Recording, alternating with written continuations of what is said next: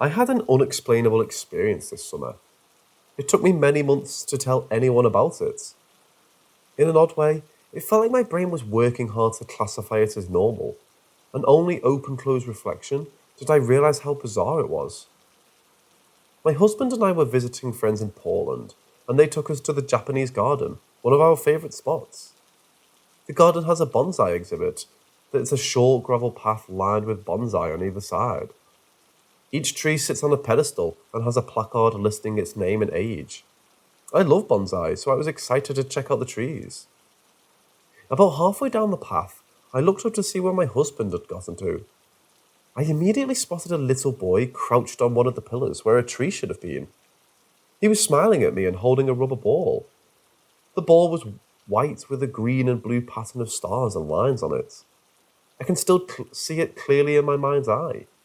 The boy was maybe 3 or 4 years old, Asian, and wearing little overalls that later struck me as 1930s in style. His eyes were absolutely glittering, and he gave me the most mischievous smile, like he knew he was getting away with something. I loved it. I was absolutely charmed. I smiled back at him and held eye contact for a second before looking away to see if I could spot his parents. I didn't see anyone who looked like they were missing a kid, so I turned back to the pedestal to ask the boy where his parents were. I'm sure you won't be surprised to hear that there was no boy there. There was just a bonsai tree in a vaguely similar crouched shape. On some level, I knew something was off, but what I felt was that the boy was playing a trick on me. I caught up with my husband to ask if he'd seen a kid running around, and he hadn't. I went back to the bonsai and noticed that there was a dust on the pedestal around the base of the tree. It clearly hadn't been moved in a long time. The placard told me it was a 500-year-old Rocky Mountain juniper. It took me months to digest what I'd seen, mostly because that little boy was real to me, completely. I love reading spooky stories, but this encounter was nothing like what I'd expected. It was so charming. The boy was happy and at peace.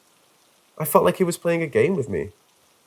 After I initially came to terms with my experience, I tracked down the owner of the tree. He told me that he hadn't seen any ghosts attached to it, but that now he'd keep a closer eye. I don't know if I saw someone who had once lived, or something closer to the spirit of the tree itself.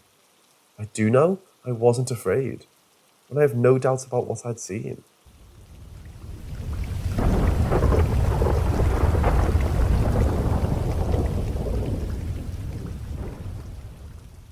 So I've never actually really told anyone about this.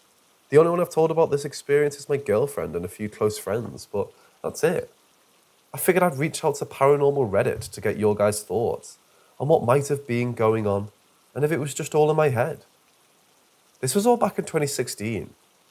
I lost my grandfather that year, and a few weeks before, things started getting weird. It was when I found out he passed.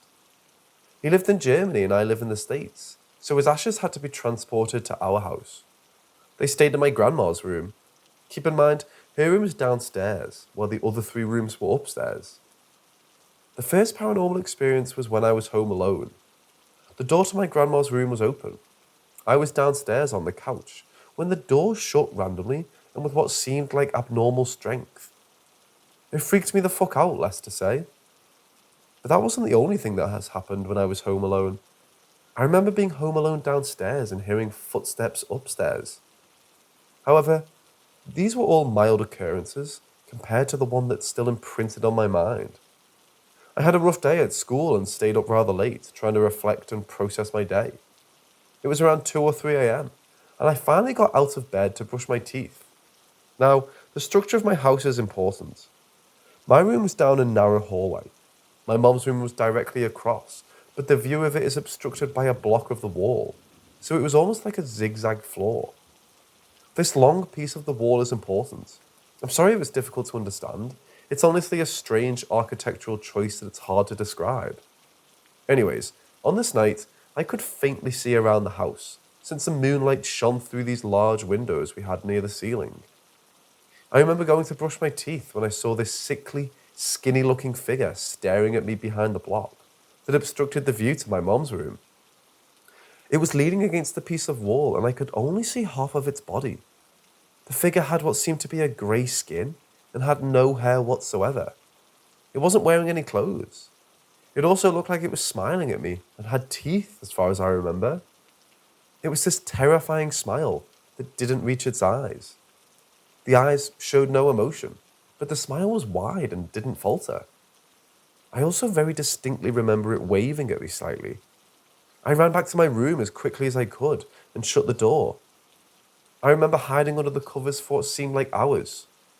Usually, memories from childhood are blocked out because of trauma. I hardly remember many things. However, this one memory is more distinct than most.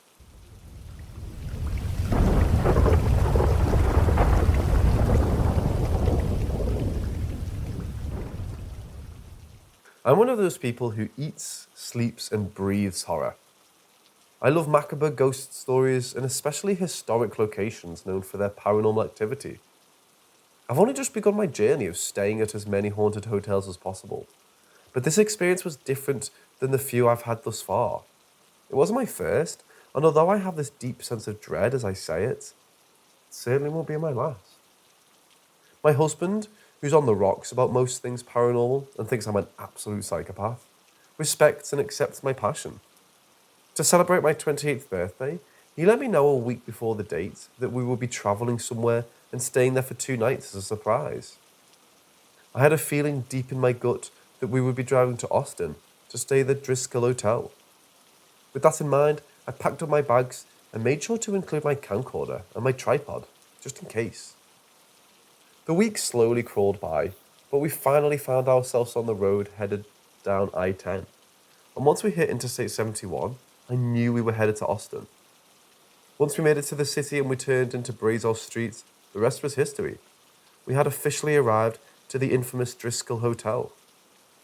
We entered into the grand lobby, and there, Colonel Jess Driscoll stood in darkness contained within an ornate golden frame. As we carried our suitcases past the lonely man, I could see the sadness in his eyes. We took the lift up to the 8th floor to find our room. The hallways were thoughtfully decorated with stunning artwork every 3 feet or so, and it was clear that the design throughout the structure would have delighted most, if not all, of their political and socialite guests. We stepped into our room, and to my surprise, it was light and airy. Nothing about this room made me feel uneasy. We changed our clothes, unpacked our belongings, and planned to go out for a light meal to kick off the evening. Before leaving the room, I plugged in my camcorder to charge in preparation for our first night. After eating a small meal, we made our way to Joe's coffee shop and watched the soft rain fall into the pavement around us as we patiently waited for the tour to begin. We thought we might be the only ones on the tour considering the weather wasn't ideal, and of course, the reality of the pandemic being the backdrop of everywhere we went. But to our surprise, it was a full house. There was a handful of other couples, 2 families with small children, and a pair of friends. We first discussed the Frost Tower, and then the Spaghetti Warehouse, the Speakeasy, and then a great story about the first heavily documented serial killer in America, who allegedly may have been Jack the Ripper, who may have resided in Austin, Texas as a butcher prior to moving to Europe. Just when I thought I couldn't wait any longer, we turned the corner, and there the Driscoll sat, waiting for her story to be told. Having done research on the hotel prior, I was expecting the guy to bring up the death of Samantha Houston and the creepy painting of her that's located in the building. However, I apparently hadn't done enough research because there were not one, but 2 additional stories that I found particularly sinister that I hadn't heard about before. The suicide brides, he began. Long story short, it's believed that 2 young women who were in the hotel for their honeymoons had both committed suicide by gruesomely shooting themselves in the stomach and bleeding out in the bathtub. The craziest part is that they had both stayed in room number 525 and had both taken their lives in the bathtub exactly 20 years apart. I have a habit of getting really excited to stay at haunted hotels, and then after taking the ghost tour, I get pretty freaked out. It wouldn't stop me from staying the night, but I'd be lying if I said I wasn't ready for a drink or 6 as a precaution to sleep peacefully through the night. We headed to the Driscoll bar and enjoyed the busy atmosphere, discussing all of the new things we just learned. After I finally felt all warm and fuzzy, it was time to go and find the famous painting of Samantha Houston on the 5th floor. The floor level we were staying on was a straight hallway and nothing more. When we exited the elevator onto the 5th and saw the straight hall in front of us, I thought it must be pretty similar, and we would find the painting in no time. I looked to my right, expecting to see a wall similar to the 8th level, but instead was met with yet another long hall. My curiosity pulled me down the mystery hall, so we veered right and began walking. About midway, I was met by another opening to the yet another long hallway. Wow. The 5th floor was like a maze. We wandered for a bit. I sang her name as we stepped quietly through. "Samantha," I giggled drunkenly. "Where are you?" My eyes finally met with hers. She gazed at me as if she had heard me calling for her. Her eyes had no evil in them. She was pure innocence. Her eyes were big and beautiful, much like that of a deer. I filmed from afar and slowly walked up to the painting. We took a few photos that I've attached and then headed up to the room, completely forgetting about room 525, which I'm actually 100% okay with. We settled into our room and talked a bit about the night until we got too tired to stay up any longer. Before getting into bed, I pulled my camcorder off the charger, turned it on and confirmed it had 100% battery, then placed it on the tripod and began filming the night. It had to have been roughly 2 a.m. when I was awoken by a fly buzzing around my face. I watched him zoom back and forth, and then I finally snapped him down. I grabbed my phone and turned on the flashlight, where I then shined the light onto my hand and could see what was left of the fly in his blood. I don't remember a lot after that, but I must have fallen back to sleep. I must have been dreaming, because the next time I woke up, I was standing at the corner of my room, right about where my tripod was. I looked at the bed, and there I saw my husband and myself sleeping. I stood there frozen. My husband was sleeping in a normal position, but my head was halfway down the mattress, and my feet hanging off the bottom. I couldn't believe what I was seeing, and I can't even explain how. It didn't feel like a long time after that. I seemed to have woken up, now back in bed, and I began screaming and crying hysterically. My husband turned over and comforted me, and I laid there awake for quite some time, until I fell asleep again. Again, I'd find myself standing in the corner of the room, in the same spot as before, but this time was different. I could see my husband in bed, and to be quite honest, I don't recall whether I was in the bed with him or not, because my attention was on the other side of the room. From the corner I was standing in, I had a clear shot of the entrance into the powder room and bathroom, where I saw a woman dressed in housekeeper clothes. I've attached a photo that I found online that looked like the outfit she was wearing. I could tell at that moment that her outfit was not from our time. She crossed the door frame from the power room with the vacuum and went into the bathroom where I could no longer see her. She then took a step backwards into the door frame, as if she had perhaps seen something that caught her attention, and looked right at me. She had dark hair that was pulled back, and she stood there in silence.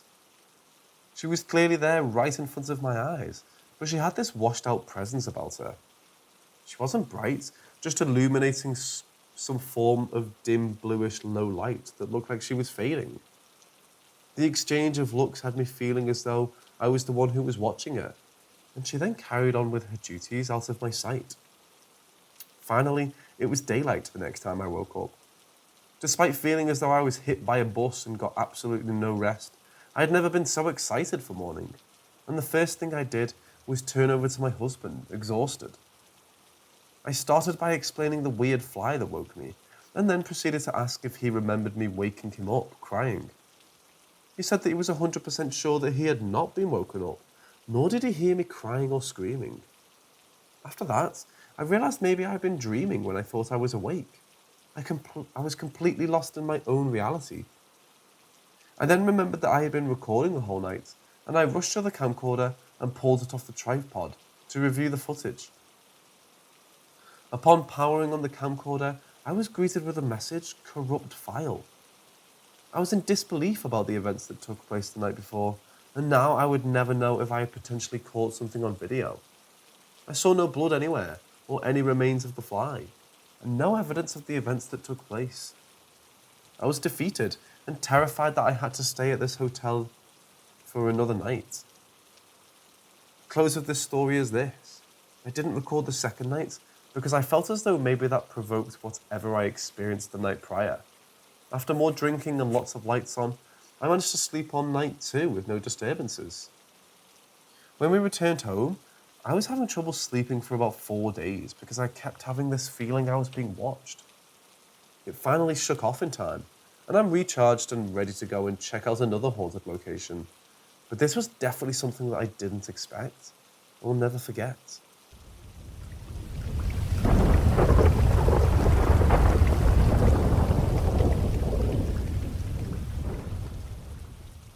My first month on the job went without incident. I was hired as head chef, seeing how Ray, the previous chef, quit unexpectedly. The pub, which was originally built in the late 1700s and then rebuilt in 1823, is located in downtown Ancaster, a quiet village in southern Ontario. The pub seats roughly 60 people and boasts live music 4 nights a week. It's a cozy room and the food is fantastic, if I do say so myself. Sometime last week, as I was delivering a tray of steaming hot glasses to the bar, I saw my first ghost. It was a Sunday, I remember. The pub was dead. Only one table remained. The patrons were finishing their drinks and discussing how they would split the bill. Sitting alone at the end of a bar was a woman who may have been in her early 40s. She was well dressed and well postured, and wore a large, broad-brimmed hat and a thin, gauzy white dress. There was a sadness surrounding her, but I was busy working, so I paid her little notice. All I wanted to do was for the shift to end, and pronto, and so I could enjoy a cold, refreshing pint. Brenner, the bartender that evening, hurried past me, all the while ignoring the woman sitting at the bar who was without a drink. I think that woman needs a drink, I said to Brenner, or a bill. I regretted these words as soon as I'd spoken to her. Never tell a bartender how to do the job, right? That said, I couldn't figure out why Brenner, who's a wonderful barkeep, would allow a customer to sit unserved for so long. Brenner glanced toward the bar where the woman was seated and frowned. There's no one sitting at the bar, she said, sounding very much annoyed. I thought Brenner was teasing me, since I'm the new guy and all, but when I checked, the woman sitting at the bar was gone. I was stunned. I wanted to say something clever, but for the first time in my life, I was lost for words. Instead, I made a joking gesture, like I was kidding with her, then scampered back to the kitchen to finish my work. When the kitchen was closed and my work completed, I bounced back to the bar, anxiously awaiting my after-work pint. I sat tepidly at the bar, drinking my beer. My mind was racing. I couldn't stop thinking about the woman wearing the hat. Was she an hallucination? Probably she was. I chose to sit at the opposite of the bar, just in case. That said, it's a modest-sized bar, so I was still within spitting distance of where the woman was sitting. I finished my beer and soon forgot about the mysterious woman. I was ready for home. As I was putting on my coat and scarf, bracing for the icy weather waiting for me outside, I spotted the woman from the corner of my eye. Gotcha, I snapped, looking across the bar to where she was sitting. Only when I checked, she'd vanished. I rubbed my eyes and shook my head. I must be losing it, I thought to myself, unhappily. Maybe it was stress. Wearily, I left for home. I couldn't get the woman sitting at the bar out of my head. Was she real, or was my mind playing tricks on me? Maybe this was some elaborate prank the other staff members were playing on me. Could be, but that was highly unlikely. Maybe I really was losing it. I mean, with all the restrictions and distractions concerning the restaurant industry these days, I'd be right to lose my marbles. When I returned to work a couple nights later, I felt better. It was trivia night, which meant the pub would be packed, and it was. Work was beyond strenuous. The kitchen, which was hot enough to scald a loon, looked more like a war zone than a place to prepare food. Sometime after 8 o'clock, when it died down a bit, I took my dinner break. I sat at the edge of the bar and ate my burger in silence. I was famished. As I was dipping my french fries into a giant glob of ketchup, lost in my thoughts, I spotted the woman sitting at the bar. Beside her was a group of large men who were drinking and roaring and having a good time. This woman on the other end remained eerily quiet. It was like she wanted to go unnoticed. As Brenna whizzed past me, I motioned to the woman sitting at the bar. Brenna shot me a stern look. "What now?" she snapped. It was obvious she didn't like me. Maybe because I was filthy and I smelled like fish bait. "You're pointing to the only spot no one's sitting in. You do know this, right?" "Huh?" When I peeked past the men drinking at the bar, the mysterious woman was gone. I gasped. Brenna, on the other hand, muttered some choice words under her breath, then sauntered off to serve some drinks. I was too frightened to even so much as glance across the bar to where, up until a moment ago, the woman wearing the hat was seated. But if she wasn't really sitting there, then how come the bar stool remained vacant? This was peculiar, because the bar was jam-packed. Every table and chair were filled except hers. It was as if some unknown force was preventing people from sitting there. It didn't make any sense. I was becoming unhinged. Nothing made sense to me at that moment. As I was heading back to the kitchen, I felt a pair of eyes following me. I knew who it was. It was the woman sitting at the bar. When I glanced over my shoulder, sure enough, she was back sitting at the bar. When I took a step toward her, however, she disappeared again. Puff! Just like that, she was gone. I resisted the urge to scream. Instead, I scooted back to the kitchen where I belonged. As impassively as possible, I asked Dave, the line cook, who was working with me that night, about the haunted history of the pub. I'd heard rumours of such, but chalked them up to folklore. Dave ignored me. Instead, he put 5 pounds of chicken wings into the deep fryer, then pulled out a tray of nachos from the oven. I asked him again. Dave remained silent for an uncomfortable length of time. Eventually, he looked up from the plate of nachos he was dressing and scrutinised me. "Are you serious?" he asked. "Or are you just being a jerk?" This wasn't the response I was expecting. When I mentioned the woman sitting at the bar, his eyes lit up. "You've seen her?" he asked. He was unable to contain his excitement. "Wow, that's cool. I've only heard of her." We went back to work. Dave pulled the wings from the deep fryer, shook off the grease, and applied the appropriate sauces, then plated them. I rang the bell, and the server quickly came to retrieve them. The subject of the woman sitting at the bar didn't come up again until sometime after work.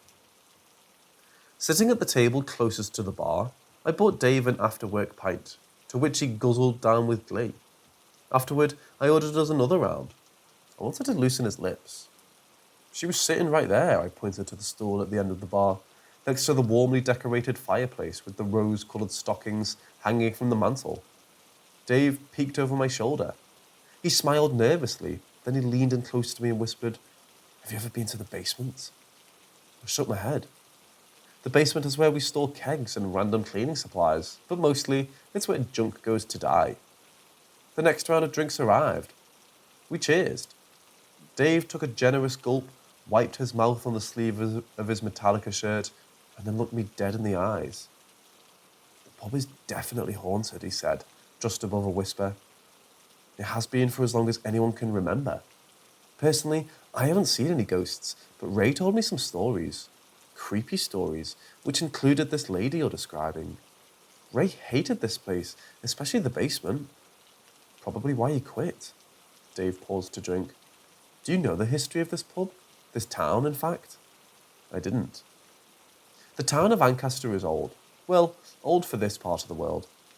Across the street is where they kept the gallows. That's where they hanged war criminals, traitors, and your run-of-the-mill ruffians. They hanged a lot of men during the War of 1812. They were ruthless about it too. Did you know that the bloodiest sentence ever handed down to this day happened here? They executed 15 men, all of whom were charged for treason. It gets better. These same prisoners resided right here in this very building, waiting for those nasty nooses to snap their necks like twigs. The most dangerous men were detained in the basement. When they were tortured and tormented and God knows what else. I've been down there. It's creepy as hell. The floor is grey dirt, the walls are dark and dingy. Plus, it smells musty and old. I hate it down there.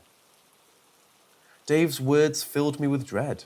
More beer was required, I realised, so I ordered us another round. We sat in silence, waiting for the beer to arrive. I was trying to wrap my head around what Dave just told me.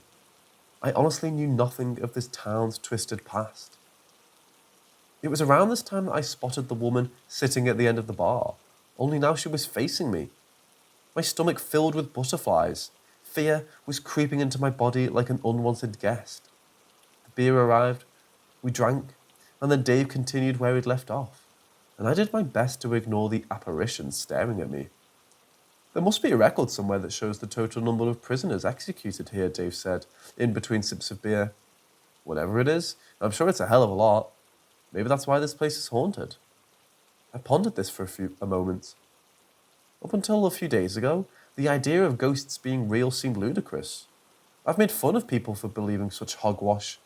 Now look at me. I'm discussing the ghosts of dead prisoners while being surveyed by a woman sitting at the bar that apparently only I can see. I stole another glance over my shoulder. The woman was indeed watching me. Dave looked at me curiously. "She's back, isn't she?" he asked. I nodded. It took all of my energy to not completely freak out. This was all new to me. Dave turned to face the empty bar stool where the ghost woman was sitting and stared for an incredible length of time. He was squinting. "Damn it, I see nothing," he said, "but I do feel something strange coming over me. Probably my imagination." Dave finished his last swallow of ale, and then he started gathering his things. His face was pale. His eyes seemed far away. He thanked me for the beer, said goodbye to Brenna, and then left. He quit the next day. By now, I had a decent beer buzz, which under normal circumstances would have been great, but not on this particular evening. I was downright spooked. I could still feel the ghost woman scrutinizing me with her dour, dead eyes, which added to my misery. I needed to split, and fast, before I lost my mind altogether. I began organizing my belongings, doing my best to ignore the ashen lady staring at me from her seat at the bar. As I was about to leave the pub, Brenna came rushing over. "Tony, can you please go down to the basement and bring me up a keg of Coors Light?" She seemed flustered. She had been waiting on a large table, who seemed hell-bent on partying all night. Suddenly, I found myself trembling like an earthquake. My hands were cold and clammy, my legs as sturdy as a unicycle. The last thing I wanted to do was venture down into the basement, after what Dave just told me, but I did it anyway. What choice did I have? The stairwell leading down to the basement was close-fitting. I'm tall, so I had to crouch to avoid knocking my head clean off. I descended slowly and cautiously down the wobbly wooden stairs, trying my best to be brave. It wasn't working. I was scared shitless. The basement was poorly lit. The air was thick and gross. I could smell mold, plus something else I can't quite describe. If haunted had an odour, this would be it. A discarded Buzzwider sign lay in twisted ruins at the bottom of the stairs. Stacks of cardboard boxes lined the stone brick walls, which were the colour of dead fish. As I reached the bottom step, I tripped over a dead rat, causing me to whack my head on the edge of the ceiling. It hurt like hell. I kicked the rat's carcass across the room and rubbed my aching head. At the opposite end of the basement, soiled and silvery spiderwebs, was a mop bucket. It was filthy. Next to it was a rusted old meat slicer that looked to be 40 years old at least. Straight ahead of me, leaning haphazardly against the wall, were the kegs. I found the keg labelled Coors Light. I bent down and carefully picked it up, trying not to whack my head on the low ceiling again. As I was standing at the base of the stairs, ready to return to the main floor, I felt a cool breeze brush against my face. Then, the basement lights started flickering on and off in sudden flashes. I heard sobbing. The sound was close. Someone was down here with me. My anxiety level was skyrocketing. Then came a strange garbling noise which scared me stupid. I dropped the keg on my big toe, crushing it. The keg clanked and clacked and crawled along the grimy basement floor before coming to an abrupt halt. After dropping an inflammatory F-bomb, I scanned the vicinity, searching for whoever was down here with me. That's when I felt something touch the back of my neck. I spun around in surprise. No one was there. By now, my heart was threatening to explode from my chest. And even though the temperature in the basement was frigid, I was sweating buckets. Fear had stolen over me. The walls were closing in. I was becoming claustrophobic. I was scared out of my mind. I took a deep breath and held it for 6 seconds, trying to regain some composure. Then I let out a nervous laugh and started ascending the stairs. That's when I heard a voice cry out for help. This put a jump to my step. I was halfway up the stairs before I realised I'd forgotten the keg. I scampered back down the stairs, trying to ignore the terror growing inside me and fetched the damn keg. That's when I heard the voice again. This time, I stopped to have a listen. I knew it was a bad idea, but I did it anyway. I couldn't help myself. Someone was sobbing. The sound was coming from behind the stairwell. I turned my attention to the spandrel behind the stairwell and saw the most extraordinary sight. I gazed, mouth ajar, petrified. What I saw has forever altered my perception of reality. I'm still trying to come to grips with it. Maybe that's what's compelling me to share the story, make it official, so to speak. As I crept toward the stairwell, I noticed a group of gaunt-looking men huddled together, hiding in the cubbyhole behind the stairs. They were chained to the wall, clad in wretched rags which matched their filthy, malnourished faces. I knew they weren't real because they were shimmering, like a mirage in the desert. Yet, there they were, right in front of me. The sight of these broken men broke my heart. I don't care what these men did, this was simply inhumane. I squinted, hoping to get a better look at them. The men were neck to neck, grunting and groaning, one man weeping profusely, his head buried in his bloodied, soiled hands. Then I heard bullwhips cracking, followed by a chorus of screams. I let out a pathetic whimper, and when I did, the men dissolved into thin air. By now, I was feeling sick to my stomach. I rushed to the bottom of the stairs and looked up at the speck of light peeking from behind the entrance. Sluggishly, I began my journey back up the slender stairwell. I heard bullwhips cracking again, followed by tortured, grief-stricken pleas for mercy, and I almost jumped out of my skin. This was getting ridiculous. I needed to leave this basement as quickly as possible. So with the keg snug in my arms, I scooted upstairs and slammed the basement door shut, once and for all. The urge to break down and cry was tremendous. I'd never been so scared in my life. When I delivered the keg to Brenna, she looked at me peculiarly. "Geez, you look like you've seen a ghost," she said. I let out one lowly laugh. Then I scrambled for my belongings and beelined for the exit. As I was leaving, something compelled me to stop and turn around. It was now past closing time. The pub was silent, the chairs sat on tops of tables, ready for their nightly slumber. The bar stools rested, empty and taciturn. All except one.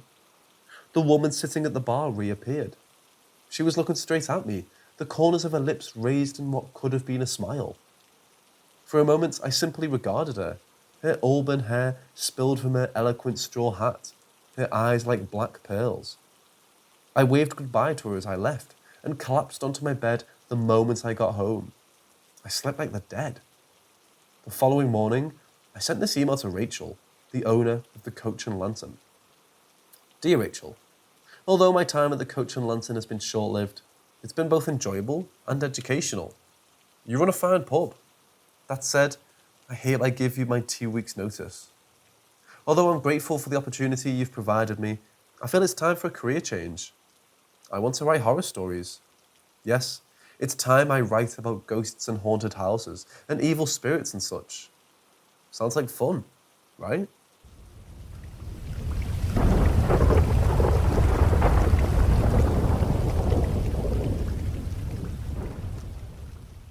It was 6 a.m. when the stranger pulled into the gas station. He was driving a black Monte Carlo SS. A nice ride, although I'd never seen it around here these parts before. I'll admit, I was scrolling through cat videos, paying little to no attention when he pulled in. These days, I mostly sit on my butt and sell smokes and candy bars and lottery tickets. That's it. The high-tech pump does the rest. Yeah, it's an easy job, but it comes with its share of risks, especially on the graveyard shift. Now, this isn't a robbery story, although I wish it was. I've been robbed at gunpoint more times than Madonna sang about sex, but I've never actually been shot. I have killed a man, in self-defense of course, but you know, all part of the job. The stranger driving the black Monte Carlo SS wore a dark hoodie. At first glance, he seemed ordinary. He simply filled his tank and then drove off into the waning darkness. It wasn't until the next customer arrived 20 minutes later that I noticed something peculiar. The stranger hadn't actually pumped any gas. Weird, I thought, but not out of the ordinary. Maybe the driver was high on drugs. Wouldn't be the first time. Then it happened again. I'll admit, when the black Monte Carlo SS pulled in a week later at exactly the same time, I still ignored him. By 6 a.m., I'm half asleep and ready for bed. I live in rural Colorado. Not much happens here at 6 a.m. When the car pulled in the following week, now 3 weeks in a row, I snapped myself away from the cat videos and paid closer attention. By now, I was intrigued. What's this driver really up to? I mean, I presume he, wasn't causing me any harm, nor was he stealing anything. But why would someone pull into a gas station and pretend to pump gas? This made no sense, so this time I watched him closely. The first thing I noticed was the size of the driver. He was huge. This was no ordinary man. He stood 7 feet tall, easy. Again, he wore a black hoodie. No matter how hard I concentrated, I couldn't seem to get a clear view of him. The stranger seemed more like a shadow than an actual person. I must be losing it, I told myself aloud. The sound of my voice gave me a spook. I watched him put his card inside the machine. He pressed the appropriate buttons on the screen, waited, removed his card, put it in his pocket, released the pump and filled his tank. It took nearly 5 minutes to fill that beast of a car. He shook the nozzle, returned it to its pump, re-entered his vehicle and drove off. When I checked, no gas was actually pumped. I shook my head in disbelief. People sure are getting dumb and dumber these days, you know. Back when I was a boy, these things didn't happen. The moment the stranger sped off, I scurried to the back of the office and pulled up the video and watched it. I zoomed in. Right away, I knew something was wrong. The driver seemed erroneous. His arms were too long for his body, which was too large for his minuscule head. No wonder he wore a hoodie. His head was quite small in comparison to the rest of him. I zoomed in on his license plate and scribbled down the number. 666 DVL. You've got to be kidding me. Suddenly, I was scared, downright terrified to be honest. I'm all alone in this booth for 8 hours at a time, in the middle of the night, in the depths of nowhere, where the closest cop shop is 20 miles west. If someone wants to harm me, they will. Don't get me wrong, I'm armed to the teeth, but still, this guy was creepy. I went out to check the pump. Immediately, the wind slapped my face, as if to warn me against such boneheadedness. I shivered. It was brutally cold outside. Standing at the pump, I noticed a thin layer of residue covering the pump handle. It was jet black. Stupidly, I reached for it and got the stuff all over me. Calling this substance gross is like calling LeBron James a decent actor. It was downright repulsive. I tried rubbing the gunk off my hands, but my efforts were futile. Instead, I ended up smearing the stuff all over my pants, shirt and jacket. After cursing myself for quite some time, I noticed the residue was also smudged across the display screen at the pump, in what appeared to be a pentagram. None of this made sense to me. A thin speck of pale white light appeared in the distance. A car. Maybe it's that car, I thought. Maybe the stranger isn't finished with me just yet. Maybe the stranger is coming back to kill me. Panicking, I ran inside and fetched my 9mm. If that creep so much as entered this store, I'll blow his fucking brains to smithereens. I've no time for this. My hands were trembling. The residue had forced itself onto my Glock, and now its handle was sticky and gross. This was hideous stuff I was dealing with. I couldn't get rid of it. The smell was so putrid that the entire cubbyhole I worked in reeked to high heaven. And worse, the smell was intensifying with each passing second. A vehicle pulled in. To my relief, it wasn't the Monte Carlo SS. It was a hippie van covered in fish and dead stickers. I sighed. Talk about non-threatening. An attractive woman with blonde dreadlocks stepped out. She stretched, filled a tank, and then entered the shop. She smelled of cannabis and patchouli, a vast improvement from the foul odour perpetuating in the shop. To this, I was grateful. Got any soap in here? She asked upon entering. She was wearing a handmade dress underneath her brown suede jacket. I've got this stuff all over me from the pump. You really ought to do something about that, you know? She was clearly upset by the shit on her hands. I didn't blame her. I shook my head. Then I pointed to the restrooms, which smelled as bad as the gunk we were covered with. She frowned, ordered a pack of zigzag whites, and then split. I looked at the time, 6:45 a.m. Almost time to go. Casper Malik, the morning guy, also the owner of the JJ's gas station, should arrive any minute. This was a relief. I did a quick inventory and then tried again to wash whatever it was from my hands. That's when I noticed the red spots. Both my hands were covered in large red welts. That's all I thought. I scrubbed and scrubbed and scrubbed and eventually removed the greasy substance from my hands. I'll have to toss my clothes straight into the washer when I get home. That is, if it's not too late to salvage them. They were nearly disintegrated. I didn't go near the pumps. The drive home was difficult at best. It took a measurable effort to hold onto the steering wheel of my F-150. The pain was insufferable. Blood was leaking from my fingernails, staining the steering wheel, which made me furious. I loved my truck. Seeing how it's a 25-minute drive to the hospital on a good day, and I was too tired to bother, I simply retired to the comfort of my bed the moment I got home. Probably when I wake up, my hands will be fine. I slept. I arose sometime afternoon. Feeling miserable and underslept, I stumbled to the bathroom to pee. When I reached for my you-know-what, I almost leapt out of my skin. My hands were skeletons. Most of my flesh was gone, rendering them pink and useless. Only a thin layer of translucent skin remained. The rest was bone and blood. The pain was egregious. I ended up pissing all over my floor. Not a good way to start the day. I was hungry, ravenous, so I went to work making bacon and eggs. But I gave up soon thereafter. I was in too much discomfort. That's it, I said aloud. If I can't make bacon and eggs, then I must be in rough shape. Reluctantly, and with a million razor blades scratching at my flesh-fleeting fingers, I found my coat, my wallet, and my keys. Every moment hurt more than the last. The remaining skin continued to peel off my hands, leaving tiny skin flakes on whatever I touched as evidence. Since it was impossible for me to drive, I went for my whiskey. After painfully opening the bottle and tossing 3 good shots down my throat, I called 911. This was an all-time low. I pictured Charlene, my dead wife, rolling her eyes and pointing a finger at me as she gave me the appropriate advice. A wave of sorrow fell upon me. Truly, I could use her wisdom and patience right about now. I was a mess. The ambulance arrived. They took one look at me, recoiled, and then sped me straight to the emergency room, where I was immediately escorted inside a small white room, with cold steel instruments that I imagined would cause me more misery. I was correct. A male nurse rushed in.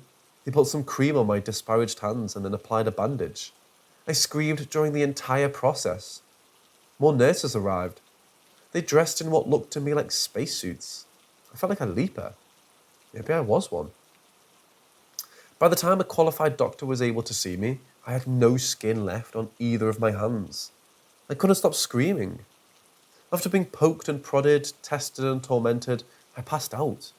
They probably dosed me with something.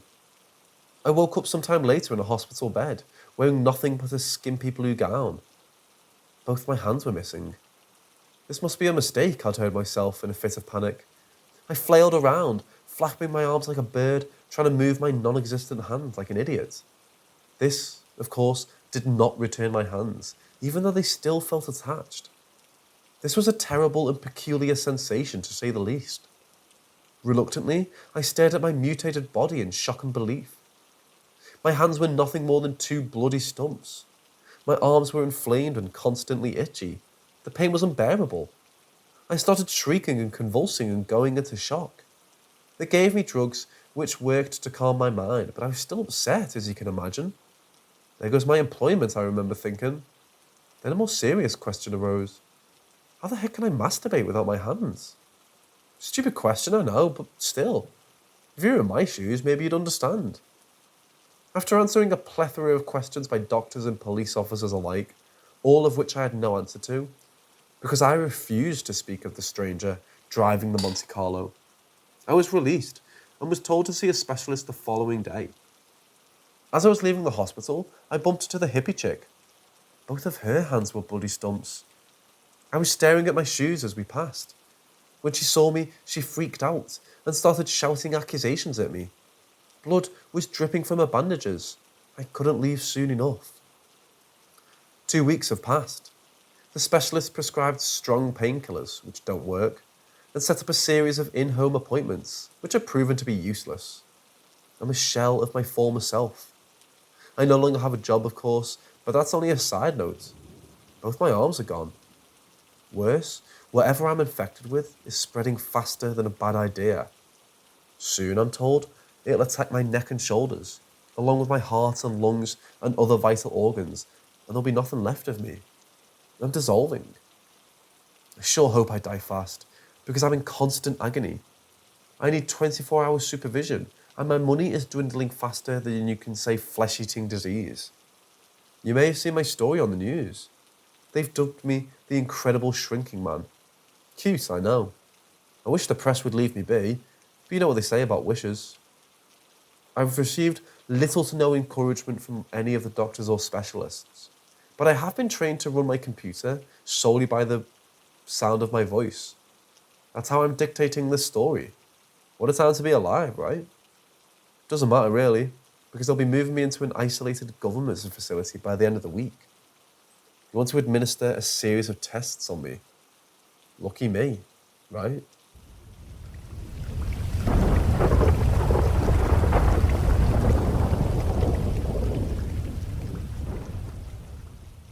I was 20 when I almost drowned in a lake.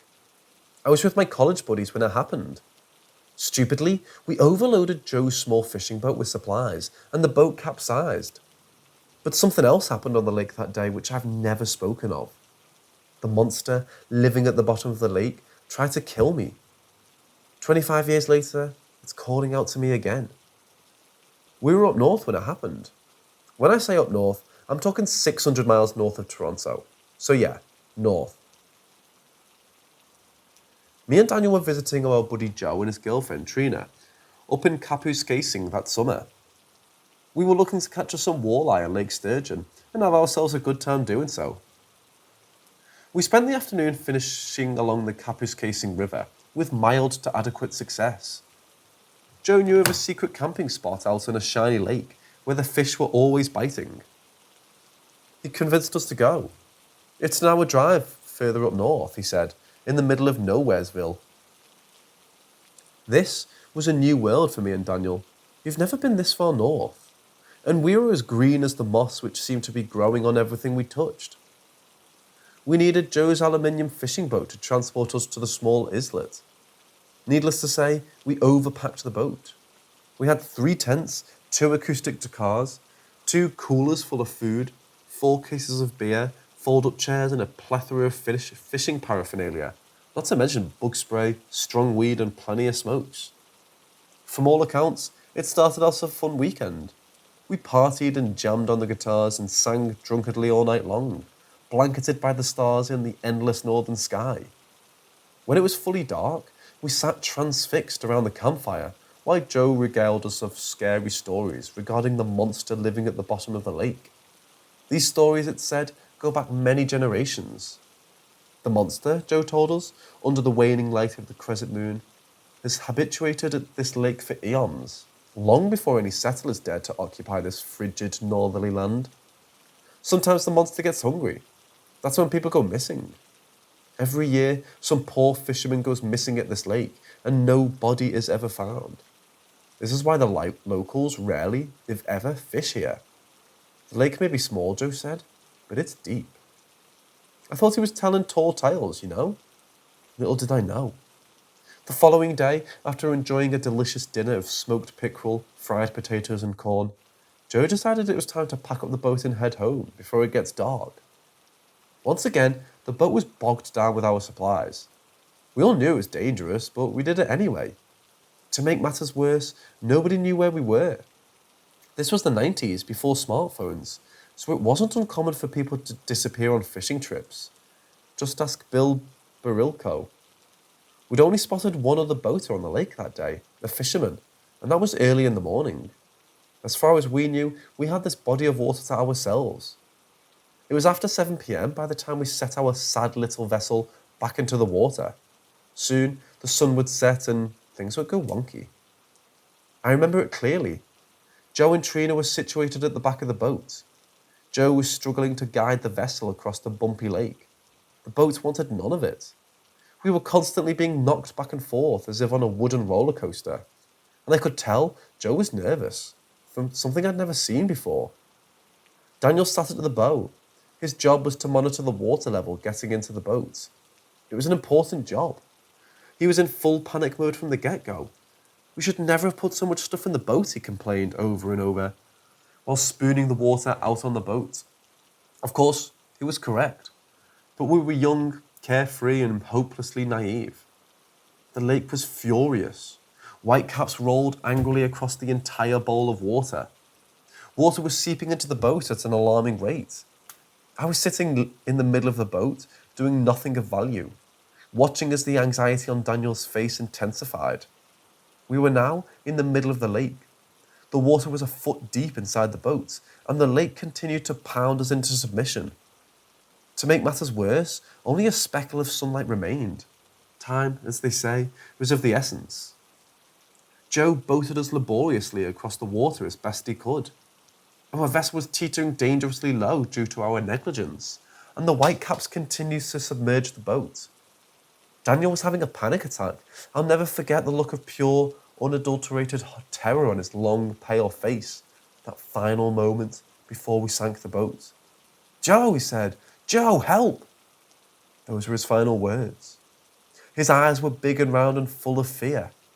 He was frantically scooping the water out of the boat using a discarded tin can, but his efforts were futile. One minute we were floating haphazardly across the drink, the next we were underwater. The boat capsized. Our belongings either sank to the bottom of the lake or floated away. First, we removed our footwear. I was sad to see my Doc Martens fall to the bottom of the lake. Then we scrounged up the life preservers and put them on nice and snug. We then spent a good 15 minutes trying to flip the boat over, right side up, but failed. Instead, we wasted precious time and energy.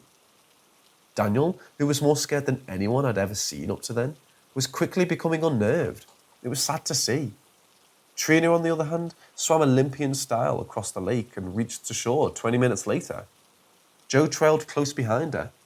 Neither of them hesitated. They just went for it. It was now me and Daniel stuck out in the middle of the lake, the city slickers. Neither of us were sufficient swimmers.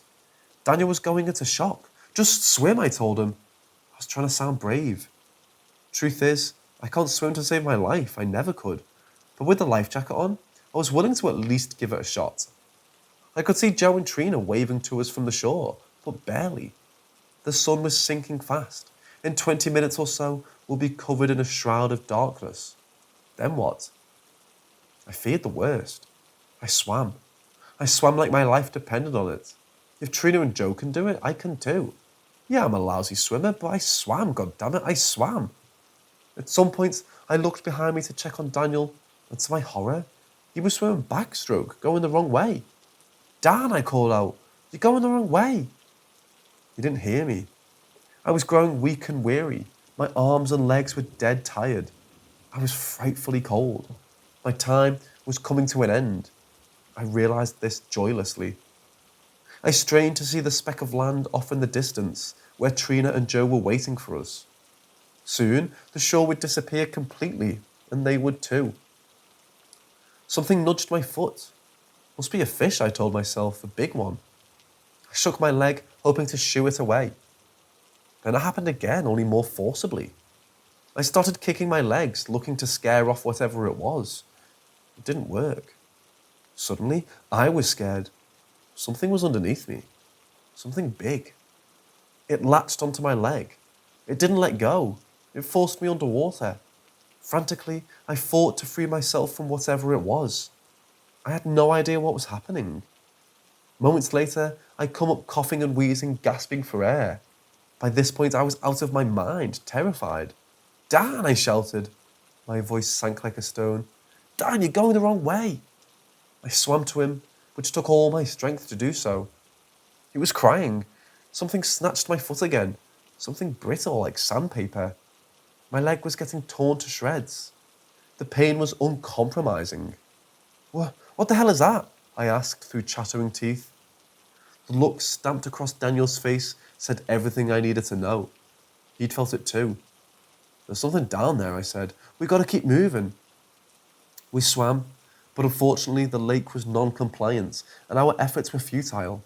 There was no use. We were both incompetent swimmers. The lake had us all for itself. Us and the monster. Daniel straightened out, and for a moment, I thought we had a fighting chance at reaching shore. Then he got pulled over. Dan! He was gone. I began splashing and making an abundance of noise. Dan! Something grabbed my leg and forced me under. For a moment I was dead, I'm sure of this. I saw the bright light tunneling toward me. I went toward the light, and for a moment I was at peace. Then everything came rushing in. My lungs were filled with water, and my body was thrashing about. I was being dragged down to the bottom of the lake. I opened my eyes. For a moment, all I could see was the murkiness of lake water. And then I saw it. The monster. It took a moment to comprehend what I was witnessing. It was huge. It looked like a giant otter, only uglier. It had beady eyes, elongated whiskers, and long, muscular arms with claws for hands. And teeth. I remember its teeth. Sharp, white, crooked and cruel. Beside me, netted in the monster's claws, was Daniel, who was missing his left arm. Blood was pouring out of him like paint from a can. His eyes were open and lifeless. I fought back as best as I could. Unfortunately, my strength was at zero. I towed to the bottom of the lake.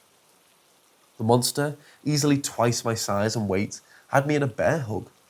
I could feel my vertebrae being crushed. Resistance seemed futile by this point. This is how I was going to die. Then I snapped out of it. I became alert. Just as my lungs were about to burst, I fought the monster with everything I had. I went ballistic. I jerked and lurched and scratched and flailed about. I had no shame. Without warning, it released me, and I shot back up to the surface like a torpedo. The fresh air was better than sex. I took a moment to marvel in its wonder. Then I began searching for Daniel. I couldn't see him anywhere.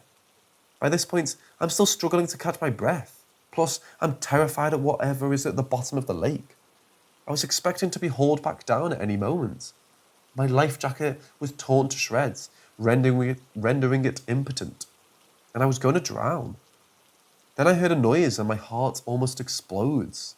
I look up and see the thin speck of light from another boat. It's the fisherman from earlier this morning. I was saved. Within minutes I'm discovered, and the fisherman hauled me into his boat. He offered me some hot coffee from his cooler. It tasted delicious. By this time, the darkness had arrived, along with the bugs, which were ravenous. But I didn't care. I was alive. I told him about Daniel. The look on the fisherman's face wasn't encouraging. But to his credit, we combed the lake for over an hour, only to come up empty-handed. My mind was still grappling with what just happened. Should I tell this man about the monster at the bottom of the lake? Would he believe me? Would anyone believe me, for that matter?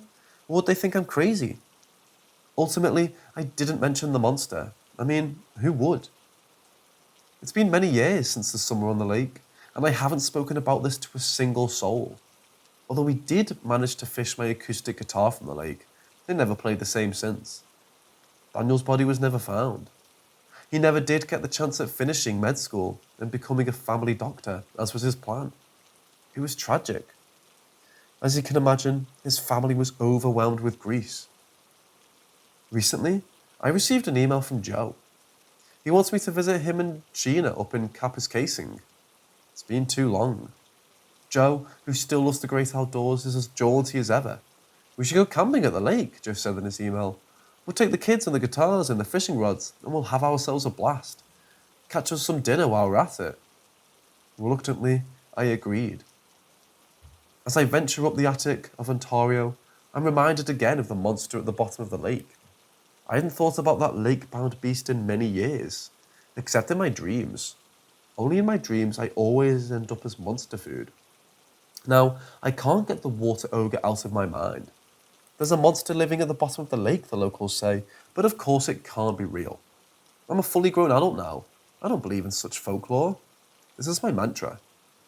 Apparently, the locals have since made t-shirts celebrating the monster at the bottom of the lake. We don't feed the monster. That's what city slickers do. Classy. I'll be sure to wear mine as we drop up Joe's dinghy into that frigid northern lake. Winter's fast approaching, so we'll need to dress extra warm. Legend has it, this monster gets extra hungry this time of year. Lucky me, I still can't swim.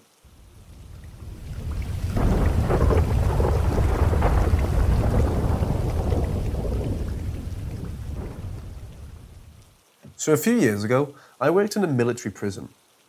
Our hours were 24-hour shifts that consisted of shared downtime, sleep time, between the shift.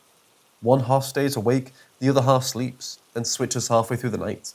I've been working at this prison for a while by this point, and I was currently working in our special quarters. Our SQ was just a long loop with all the cells on the inside of the loop. Every 15 minutes, I have to do a health and comfort check, and basically walk by each cell, making sure the inmates are alive and healthy. Every cell has a security light, so even at night time, the cells are never truly black, so we can see inside. One specific inmate I remember was in special quarters because he was mentally not all there. His favourite thing to do was draw, scream all day, pee outside the cell and sleep. One day, we had to do a cell extraction on him because he was clawing at his gums with his fingernails and using the blood from them to draw symbols all over his cell wall. Medical was looking at him on the spot while I was going through his cell to check for contraband. Looking through his drawings, he would always make childlike sketches of him playing games with his brother, and a creepy shadow silhouette of a person. His name was over his drawing of himself, his brother's over his, and dark one over the shadowy one. Cheesy, I know. While looking through these drawings, he looked at me and said, "He doesn't like you being in there." I suddenly felt the hair raise on my arms and I walked right out. Keep in mind, I'm regularly told this weird stuff by inmates and it never bothers any seasoned officer, except this one time. Fast forward a couple weeks, it's probably around 2 a.m. and I'm awake while my partner is asleep. During my every 15-minute check, I noticed every cell's security light was on as normal. Otherwise, I would have to write a report about it. I was sitting in the little cell we use for our food for the day eating, when all of a sudden I heard this extremely loud screaming. I couldn't make out what the screaming was or even what language it was, but my arm hairs raised again and I ran to find the source. Every single inmate was sound asleep, but what caught my attention was that the strange inmate's security light was out. There's no way they'd be able to mess with the lights the way they were installed. I quickly yelled to the other officers in the other bays if they had heard that screaming, thinking maybe it had come from one of their bays. Not one of the officers heard screaming. I was the only one that did. Since that day, I've requested to never be posted in there again, even though it's one of the most sought after spots.